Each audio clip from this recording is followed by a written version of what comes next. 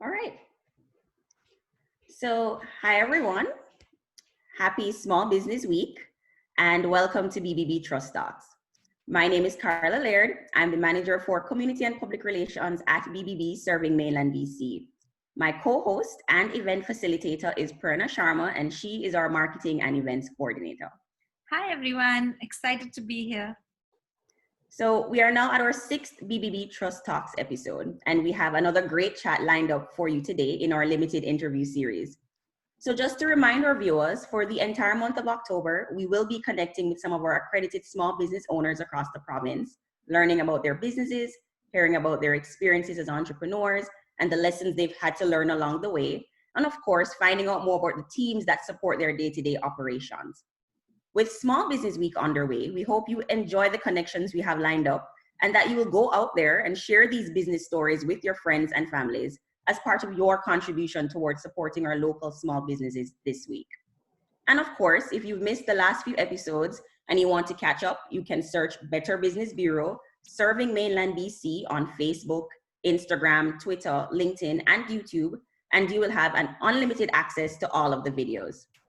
But for today's chat, we're taking you to a business based in North Vancouver, and we will be connecting with Jennifer Abbott, the Director for Here at Home Mobile Hearing Clinic. Hi, Jennifer. Welcome to BBB Trust Talks, and thanks for taking the time to join us today. Thank you very much for having me. I appreciate it. So before we dive into your business story, I wanted to start things off by getting to know a little about you. Who is Jennifer Abbott? Okay, I live on the North Shore in North Vancouver with my 17-year-old daughter. I am a single parent. I have over 25 years experience in a variety of different businesses, from sales and including working in the travel industry. I worked for award-winning Emirates airline based in Dubai. And most recently started a mobile hearing clinic back in 2009 here on the North Shore. Awesome. That's a very, very well-traveled life story you have there. Very different, working yes. for Emirates. When I first heard the name of your business, Here at Home, I mean, I heard the pun in it, but at the same time, I had this feeling of comfort. And I suppose largely because when I think of my home, that's what comes to mind. But I would love to know the story behind the birth of your business and how you came up with the name. So I always knew that I wanted to start my own hearing clinic at some point. However, so I mentioned to you that I started my clinic in 2009. The recession happened in 2008, and I was working for a hearing clinic at the time. I saw the challenges that were faced with some of the clients that would come into the clinic that had difficulty getting there or had to cancel last-minute appointments because a family member could not drive them. The recession hit, and I was laid off as a practitioner at the local clinic. I was very fortunate to become part of an entrepreneurship program that back in the time was funded through the government, and the program took place at Cap University in North Vancouver. Going in there, I knew I had to think a little differently, especially with the recession and businesses suffering. I had experience, though, as a mobile insurance person back in the 90s. So I used to deliver car insurance mobile. Seeing the clients in the clinic that were suffering to get there, I realized that instead of getting a clinic and spending X amount of dollars, having to make that investment every month, it made more sense to think a little differently and offer this type of service, and more practical as well at the time, you know, to not have to get huge investment in a loan and to be able to start it. So while I was in the entrepreneurship program, I think there were probably about 15 of us that were all entrepreneurs. And it was just one day there actually sitting with other students, and it wasn't me. I wish I could take credit for it, but it was someone else that said, I love your business. I woke up this morning and Here at Home is what he came up with. And it was just a no-brainer. It just completely made sense. So I wish I could take credit for it, but it was one of my students in the entrepreneurship program. It's what they call a beautiful coincidence, isn't it? It was a beautiful coincidence. Yes, definitely. That's great. Entrepreneurship is not a common career choice for a woman. There are countless studies across the globe that conclude it's highly male dominated. But yet, this is the path you chose, and you have been steadily walking for over 11 years. Of all the things, why did you decide to become an entrepreneur? I really value having control over my own time, and especially being a mother, and at the time being a single mother because my daughter was quite young. And funny that you say for men, but I don't think he had kids. I don't think he liked kids. It was very stressful, with I couldn't have her be sick. I couldn't have her miss daycare. When I was working in the clinic for someone else, I missed her first kindergarten Christmas concert. And that I wasn't happy. I wasn't happy going to work every day. So it just made the most sense for me. It's hard, but having control over my schedule. So I've always allowed myself where I could drive my daughter to school and pick her up after school, even through high school. Even now in her grade 12, if I can drive her or pick her up, I will. So having control is important. Also, being creative. I love being creative. And sometimes when you work for someone else, you can, but I just didn't find that I always had that opportunity. So having my creative side, the opportunity to do that every day, that's important. And for me, I don't like doing the same thing every day. I don't want to be in my office every single day. So having something a little bit different for me motivates me. And so, yeah, being an entrepreneur allows that. That's great to hear. Is the business strictly mobile, or do you have a store location that the customers can also visit? So I do have a location in Lynn Valley. It's called Canopy Integrated Health, and there are a variety of different health practitioners that are there. I am 100% mobile. That's the majority of what I do. I go into private homes, long-term care, retirement homes, the hospital. However, sometimes someone might not need a home visit. They need something. They need to buy batteries, or they just want to drop their hearing aid off for me to get it looked at or whatever. So they have that opportunity to bring the hearing aid to my office and leave it there, and I'll look at it and they could pick it up the next day. The odd time I do an appointment in my office, I did an appointment last week because the lady has a few dogs and she just it was easier to come to my office. And so the odd time I do it in my office, but for the most part, I really am mobile. That's great to hear. You were also mentioning, flexibility and control. Being in control is important to you. So I was wondering, can you give us a highlight on why was this flexibility of being mobile so important to you?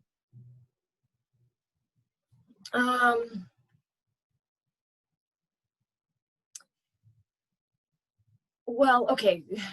So being first, it allowed me to be in control of my schedule. So I can, again, my daughter was young, so I could drive her to school. I could pick her up. I can volunteer at the school.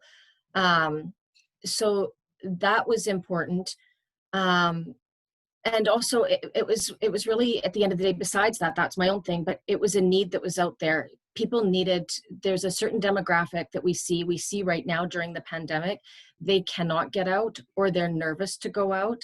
And so they need those mobile services. So first and foremost, there was a need. And so that was what was important.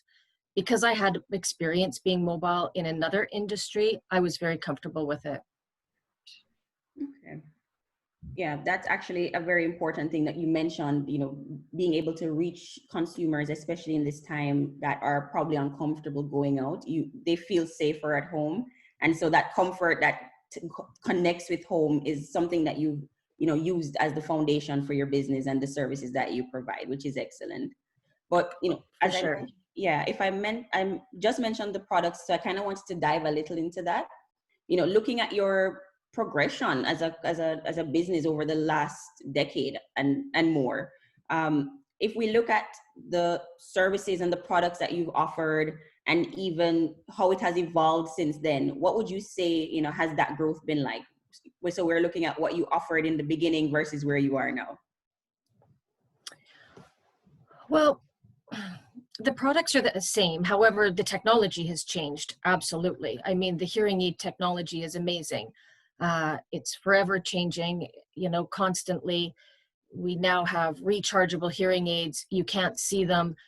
They have direct connectivity. So you're connecting to your cell phone or your TV or whichever. So the technology has definitely changed. But the products are similar. The majority of the products that I sell are hearing aids, assisted listening devices, so pocket talkers or amplified telephones.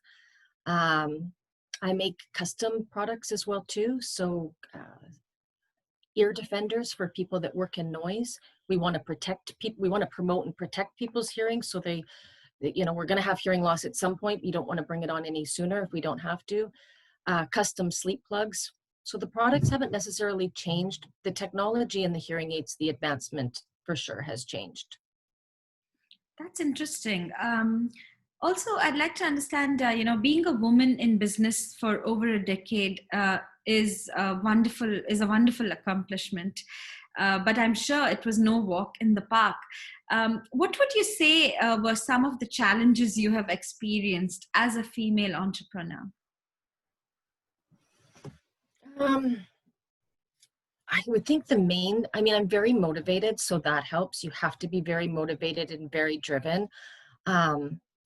So I am. I'm driven by the fact I don't want to go and work for someone ever again. I like working for myself, so that motivates me. But the challenge is, no matter what, for any woman, it's especially when you have children, it really is it's hard, because you're juggling a whole bunch of other things as well too, and depending on their age. So again, with me being mobile and with my daughter, when she was young and I would drive her to school and pick her up, I had to be very, I had to figure out my schedule in that way. And then I was very limited in how many people I can see in a day, because I could only do a few appointments. So I had to think of my schedule in that way. But having children, for sure, for women, I do feel is a challenge. I don't think necessarily in my industry, because as a hearing aid practitioner, it's a mix of men and women. So that's fine. It's just, and those people probably have challenges as well, working in a clinic and having children. It seems to be a big challenge. Yeah. One of the things that Perna just mentioned, you being in business for over a decade, it's an absolutely amazing accomplishment. So congratulations to you. Thank you. You mentioned earlier that you started here at home in 2009, which was literally the year after a big global recession. And that in itself is a major move. Not many people would feel confident doing that at that point. You were working for another company. You could have easily taken the decision to go work for someone else, but yet you decided to do something independently on your own. Why did you decide to make such a major move, to become an entrepreneur, especially in such an uncertain time? I read something once, I don't know where I read it, and it still resonates with me, and I just see it as it was so me. A lot of times you want to make these changes. Like when I was working for someone, I was pretty comfortable, and I was thinking, okay, I don't like it. I'm going to eventually open up my own clinic, and I was kind of spinning the wheels and thinking about that. But would I have done it? I might not have, or I might have delayed doing it, because you're comfortable. You have your paycheck come in, you have the consistency and all that. And sometimes we get scared at taking a risk. But then when I got laid off, that's what kind of motivated me. Yes, I was offered other jobs, but then, even then the other jobs were, one was to commute to the island, to relocate to the island. So that was not going to happen. One was like out in Port Coquitlam, and I'm not really, even though I drive all over the city, I drive to Chilliwack, I don't want to be driving to Port Coquitlam from the North Shore every day and all that. So that didn't motivate me. But I just thought, it's that opportunity. This is your chance I have nothing. What else do I have to lose? I don't have a job now. I really don't have anything to lose. So it's funny because sometimes I see how much that resonates and that made sense and it worked for me. And so now when I meet someone and they've lost their job, they're sad, but I'm kind of excited for them, especially if they hated that job, because I'm like, this is great. This is your chance. Like, whatever it is that you wanted to do, this is your time and opportunity to do it. So sometimes that's what you need. You need to lose your job. You need the recession to happen. And it hopefully, it just spurs that creativity and that willingness and that you wanted to do something different. You're at the lowest of the low. You feel like you can't really go any lower, you know? I love Absolutely. that. Yeah. It's Yeah. pretty much saying there's opportunity in crisis, and you just Absolutely. need There to have that absolutely mindset. is, for sure. That's a really interesting way to look at as well, and inspiring as well for everyone, listening to us right now. Following up on the last question, one of the major moves you made as an entrepreneur was to get your business BBB accredited 2 years ago. Why did you decide to do that? Just to continue backing up the trust factor. And I can only speak for my business, but I would imagine it's similar to every other business. But in the beginning, I had my challenges. I'm going into people's homes.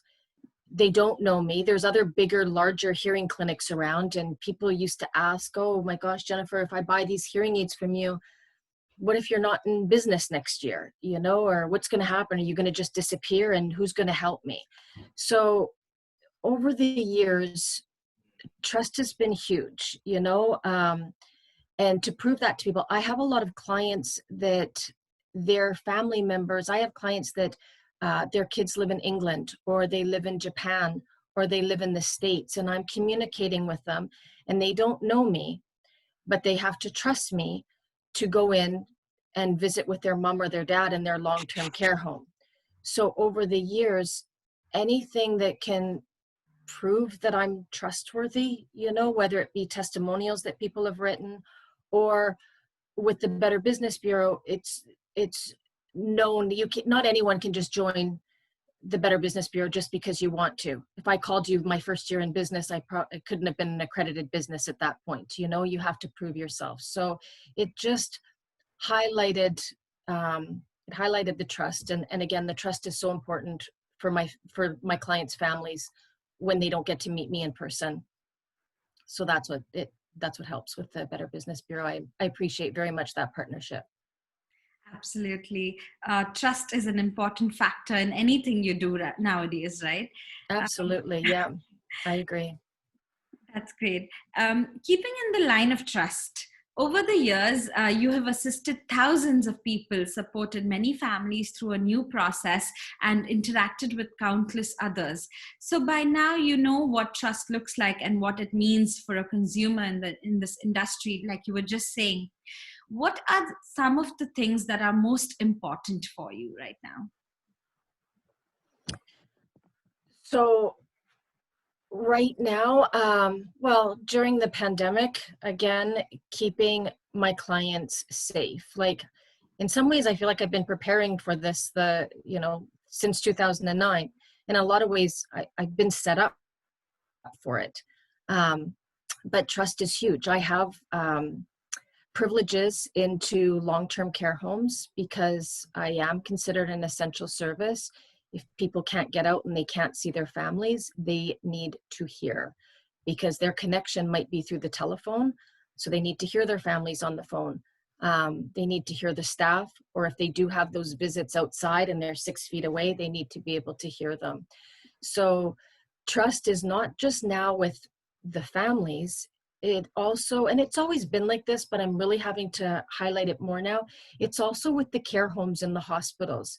They have to know that when I go in, I'm not just looking after myself and my client. I have to look after everyone that I come in contact with. So I have to show them and prove to them that I have protocols in place, which I do.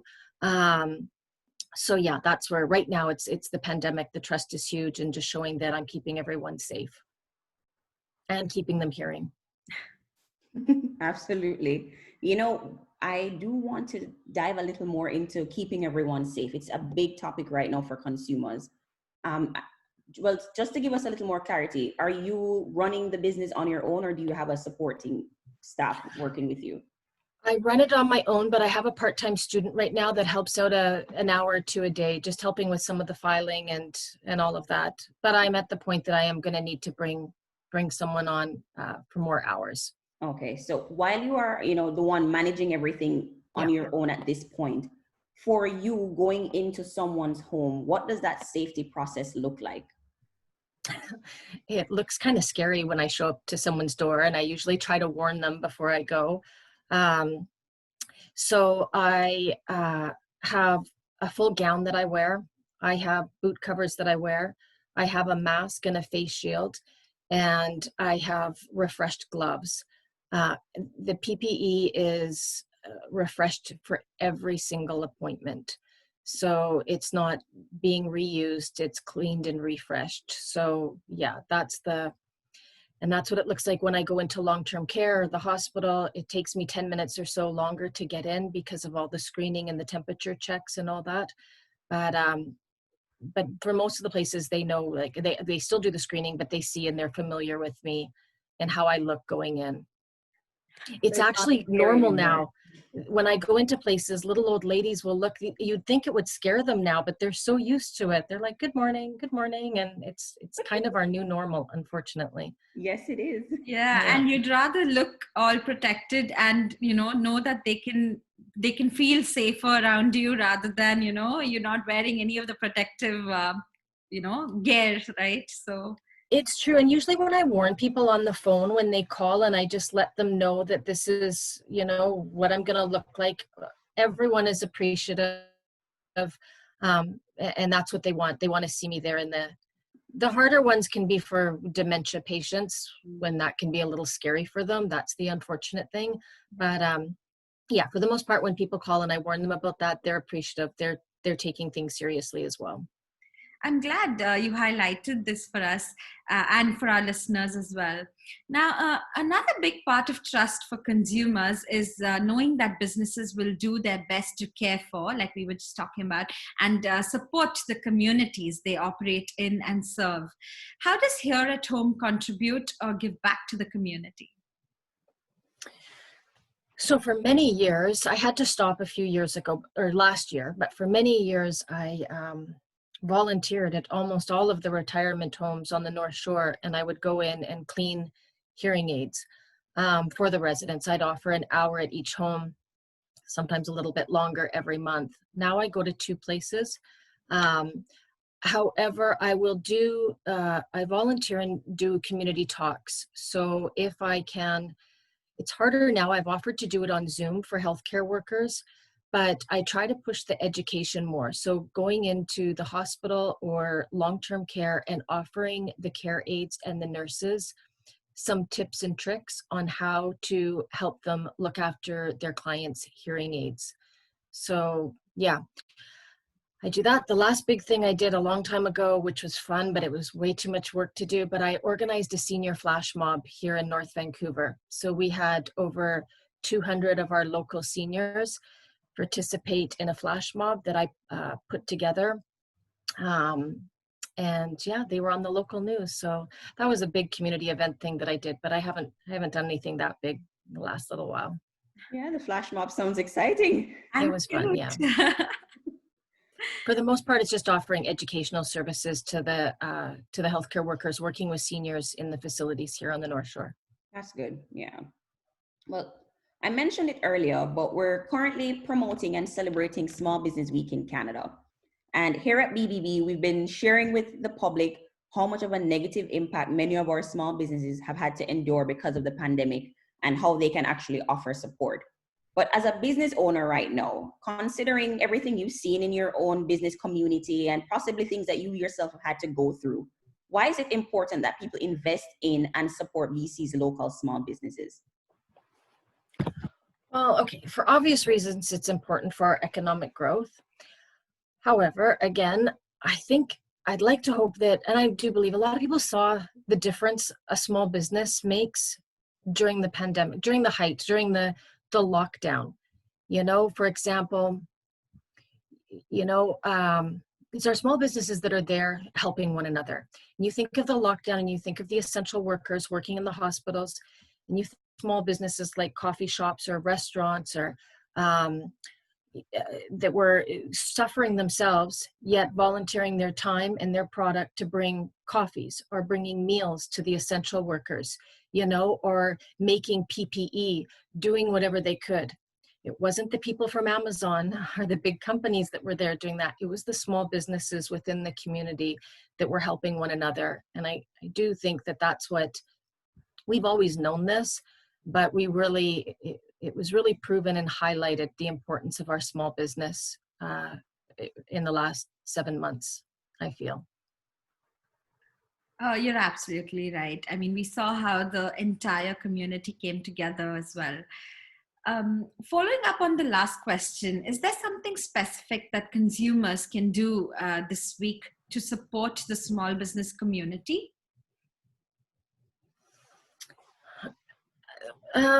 There's lots of things. I mean, we always talk about it. If you have friends or family that own small businesses, following them on social media, sharing important messages that they're trying to get out to the community. And continue shopping and supporting, or thinking twice before we easily go online to buy something that, yes, we know can arrive the very next day, but if we take a walk a few blocks or a 5-minute drive, we can find it locally. Just taking the time to do that is so important. It really helps your neighbors, and they have kids and families as well too. That's what I would suggest or recommend. Absolutely. As we approach the end of this conversation, I want us to switch gears to the life lessons and tips for those watching us today. As a woman working in business, managing as much as you do each day, what are some tips you would share with other women juggling work and family right now? Okay. I know what I'm supposed to say, and I don't necessarily do it, but I do believe in it, is having some sort of balance and doing things that are important for yourself and for your mental health. And but I admit that I've been guilty of not doing that. However, in the last year or two, I have been doing that, and I do see the difference. So if you can kind of, when you start your own business, always keep yourself, your health and mental health a priority. I think that's really important, and not to lose sight on that, because it's very easy to be working all the time, nothing is ever finished. I can check off all my lists, and within 5 minutes, there's 10 more lists of things that need to be done. So just looking out for your health in that way, I think is really important.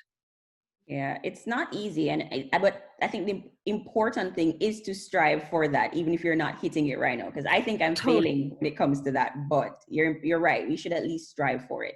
Strive for it, exactly. That's what I said. I'm guilty of it myself, but I'm always thinking about it. And there's times that I do it, and it is good. But yeah, strive for it. That's a good way to put it. Yeah. As a female entrepreneur that has endured as long as you have, navigating the storms of the business world, if there's a young female entrepreneur who's, starting her business right now, or someone who is considering to start their business right now, what would you say to them?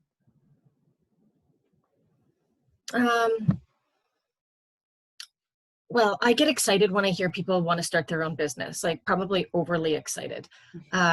So I always will offer my help for them to call me, and I will share with them as many resources as I possibly can. And that's just, they'll have to figure some things out on their own, but we do have a lot of great community resources, and so just to be able to reach out and utilize those. So, even if you had the Better Business Bureau or Small Business BC or your local Chamber of Commerce, just knowing that they exist and they're there and willing to help with small business. So to not be afraid to reach out in that way. And to talk to other entrepreneurs. I don't know many entrepreneurs that don't want to talk about or help another entrepreneur. They usually get excited, and they feed off that energy as well too. That's what I would find. Yeah, I'm sure it brings back memories of when you started as well, right? Of course, yeah. That's great. Is there anything you would have done differently throughout your journey? Oh my gosh, yes. um,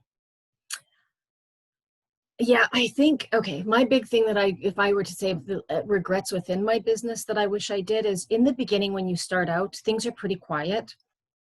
I was, I remember thinking when I put all my ads in the paper that my phone was going to ring nonstop and I was going to be so busy. And then reality hit. It doesn't happen that quick. It takes time. Really, use your quiet time wisely in the beginning. Invest in things that you will think that you don't need because you're like, oh, I just have a few clients. I don't need a proper CRM system or this or that or those things. I can do it later. No, do it now from the beginning, because 11 years later, 5 years later, and you have that clientele based, it's really hard trying to navigate that and find something and deal with all those clients. Do just try to do those things right from the beginning. I think it will just make things easier throughout. That's one thing I regret and I really wish that I had done from the beginning. Yeah. Well, following up on that point of regret, right? One of the things I've actually heard from consumers is how they wish they didn't do business with a certain organization or a certain company because of the nightmare experience they ended up paying for. So to help them not stumble into a situation of, I wish I didn't, what are some tips you would share with a consumer who might be shopping around in your industry right now? So what I do a lot of community talks, and I will talk about this when they're in need of a hearing test or looking at getting hearing aids. I always suggest you don't go buy a big ad in the newspaper. Ask your friends, ask your family, ask, if you know someone that wears hearing aids, talk to them, ask them where they go, ask them what's been good, what hasn't been good. Getting that feedback from people that have word of mouth is so important, right? So again, for us as small business, we want to make sure people are saying good things about us, especially our clients. So I do recommend that they ask others.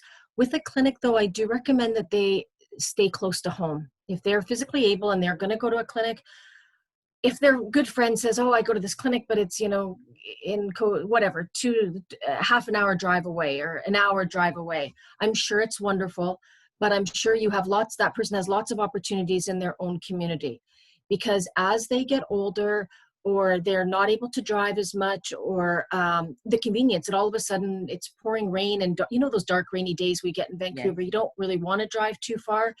And if there's a problem with their hearing aid, they're going to want to get it looked at sooner rather than later. So I do suggest to ask around and stay close to home. Those are some great tips that you shared. Yeah. Jennifer, you've been such an amazing guest and a great start for our Small Business Week as well. Thanks for sharing your business story with us, along with all of those useful tips and bits of information that you were so generously kind to share with our audience today. For viewers watching that want to get in touch with you about your products and services, aside from your business profile on bbb.org, how can they get through to you? So they can go and look at our website at www.hereathome.ca, or call me directly at the office at 778-340-1101. And feel free to call just to ask questions. Even if you're going to another clinic, I will respect that. Sometimes you just might want a second opinion, or there's many times people have called and I'll spend 20 minutes or more on the phone with them just answering questions. So I'm happy to do that. Yeah, and I think that's it's an important service that you're offering, just to sit down and listen to them, because they may have questions and they might not know who to talk to, and knowing that they have an unbiased ear, I think is extremely important, considering the nature of the service and the products that you offer. I agree, yes. So just like that, we've come to the end of another fabulous episode in our BBB Trust Talks series. I want to thank Jennifer Abbott again from Here at Home Mobile Hearing Clinic in North Vancouver for joining us today. If you want to get in touch with her, you can give her a phone call, you can reach out to her on social media, or you can just find her details on our BBB profile. We hope you enjoyed listening in and that you will join us again this Thursday, October 22nd at noon for our 7th episode. Take care, and we will see you then. Bye. Thank you so much for having me. I really appreciate it. Have a wonderful day and stay safe. It's our pleasure. Thank you so much, Thank you. everyone. Bye. Bye. Bye now.